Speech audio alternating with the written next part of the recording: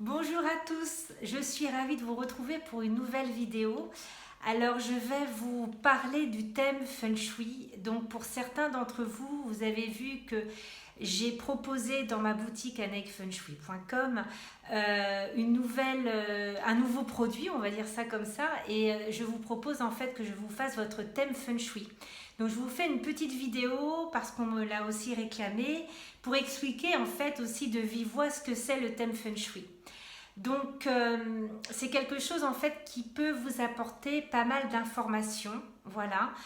C'est pour ça que je vous le propose, hein, parce que en partant de votre année de naissance, de votre date de naissance plus exactement, eh bien cela va me permettre de savoir de quel élément vous êtes. Parce qu'en Feng Shui, nous avons 5 éléments. Le feu, la terre, le métal, l'eau, le bois. Voilà. Donc, à partir de notre date d'anniversaire, je peux savoir, en faisant un calcul, quel est votre élément. Donc, je vais vous parler en fait d'un exemple, partir d'un exemple. Donc, moi, par rapport à ma date de naissance, mon élément est la terre. Voilà. Je suis de chiffre 8. On trouve en fait le chiffre 8 quand on calcule mon élément par rapport à ma date de naissance. Voilà. Le chiffre 8 est relié à l'élément terre.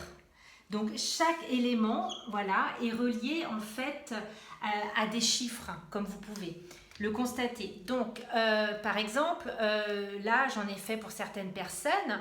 Donc par exemple Nathalie, la dernière personne avec qui j'ai discuté en ligne tout à l'heure, elle était du chiffre 9 par rapport à son année de naissance, donc elle était feu. J'ai discuté aussi, j'ai fait le thème de Nicole, hein, que je salue au passage, et merci beaucoup pour son soutien aussi. Eh bien elle est de chiffre 4, donc elle est bois, voilà. Donc en ayant cette information-là, ça va nous permettre de comprendre ce qui nous fait du bien, nous, dans notre environnement. Il faut savoir que, bien évidemment, enfin, ça on le sait, hein, d'ailleurs je crois que tous les gens qui me suivent savent en fait que nous faisons partie de Dame Nature, d'accord. Et en fait le Feng Shui, ça part de la nature, de l'observation de la nature et comment l'être humain évolue dans la nature, puisqu'on est un des maillons de la nature. Et en fait, chaque être humain est rattaché à un élément. Voilà. Et comment l'être humain, par rapport à son élément, quel lieu de vie il peut choisir, en tout cas, quel lieu de vie serait pour lui le mieux, ses couleurs et ses orientations. Donc, je vais vous parler de moi, en fait. Donc, moi, mon chiffre, c'est 8 et je suis terre. Pour les personnes qui sont terre, ce sont des personnes qui aiment se balader dans la campagne, dans la nature, voilà. Ce sont des personnes qui aiment beaucoup aussi le feu, la lumière, l'importance de la lumière dans leur maison, parce que le feu nourrit la terre. Voilà. Donc, s'il y a aussi un emplacement pour vivre, les personnes qui sont 8, eh bien, ils ont comme bonne orientation, c'est-à-dire lorsqu'ils vont devoir travailler, manger, faire différentes activités, on va leur conseiller en Feng Shui de les mettre face à l'une de leurs 4 bonnes orientations. Lorsqu'on est terre, on a comme bonne orientation l'ouest, le sud-ouest, le nord-ouest et le nord-est pour les personnes qui sont 8. D'accord? Donc, moi, quand j'ai installé mon bureau, je travaille face à l'ouest, qui est pour moi une bonne orientation. Voilà. La maison que j'ai choisie est une maison extrêmement lumineuse parce que j'ai beaucoup besoin de lumière pour vivre en fait. Pour moi, et de la chaleur. C'est vrai que j'aime beaucoup les régions et les pays chauds. Je m'y sens vraiment très bien. Voilà. Qu'est-ce que je peux également rajouter en faisant votre thème Feng Shui? Donc, on va savoir ces quatre bonnes orientations aussi pour pouvoir manger, mais bien apprécier son repas, être en bonne santé. On va être face à... Donc pour moi, ma bonne orientation, c'est le nord-est, pour bien manger, pour me sentir bien, pas avoir de problème de digestion. Si je fais également une activité, méditation, yoga, un sport, me mettrai face aussi à l'une de mes 4 bonnes orientations. Ce thème est extrêmement précieux parce que ça va vous donner des indications sur vous et comment vous êtes en résonance avec la nature et ce qui vous fait du bien. Donc, lorsque vous connaissez vos 4 bonnes orientations, on va aussi découvrir les couleurs qui vous apaisent, qui vous stimulent ou qui vous calment ou au contraire qui vous énervent. Lorsqu'on est terre, comme moi, les couleurs qui font du bien à la personne, c'est le jaune, le rose, le rouge et les ocres. Ce sont des couleurs que vous pouvez mettre, par exemple, dans votre intérieur. Lorsque vous décorez votre bureau, vous pouvez mettre un pan de mur d'une de ces 4 couleurs pour vous stimuler, pour vous sentir bien.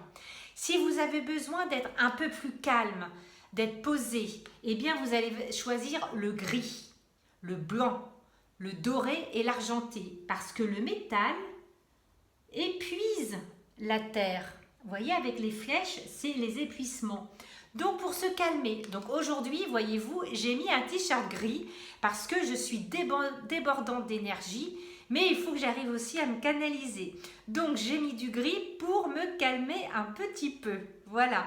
Donc, en fait, c'est l'importance de la couleur et chacun a ses couleurs. Moi, par exemple, je me suis retrouvée à faire bien évidemment des expertises pour des familles et quand je fais entre autres des expertises pour les familles, je calcule pour chaque individu, je leur fais leur thème Feng Shui. C'est la première étape d'une expertise en Feng Shui.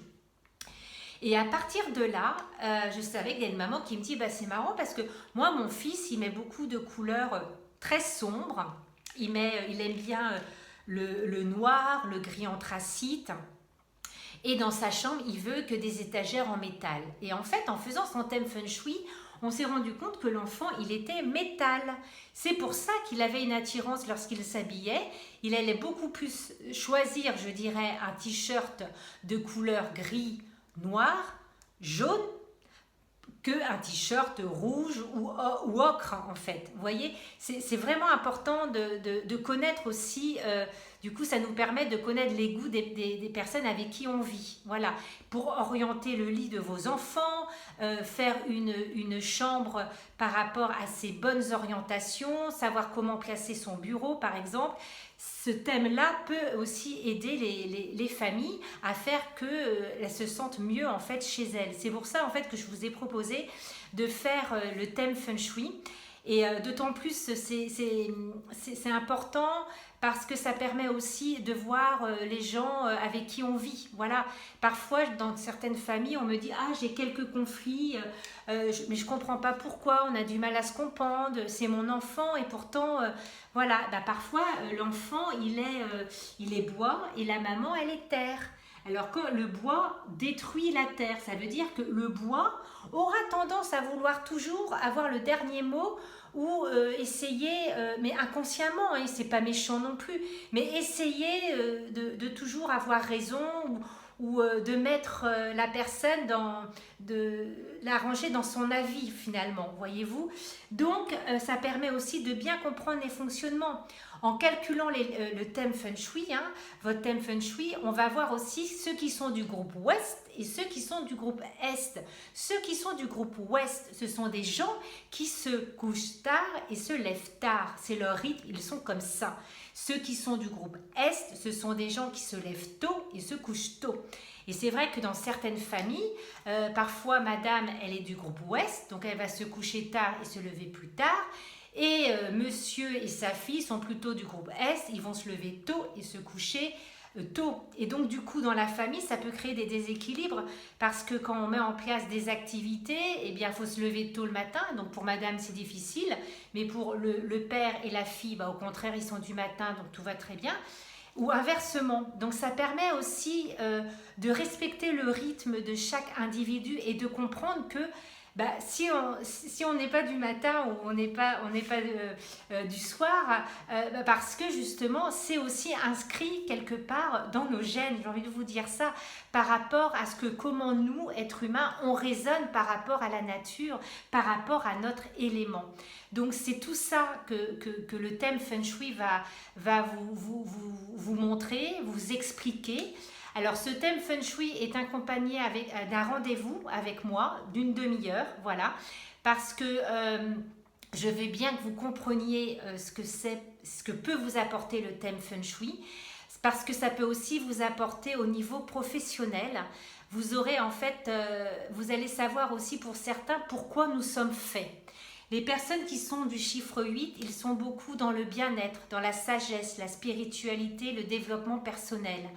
Donc c'est vrai que en calculant mon chiffre Feng Shui, j'ai découvert qu'il était 8 et je me suis vraiment rendu compte que j'étais vraiment en symbiose avec ce chiffre.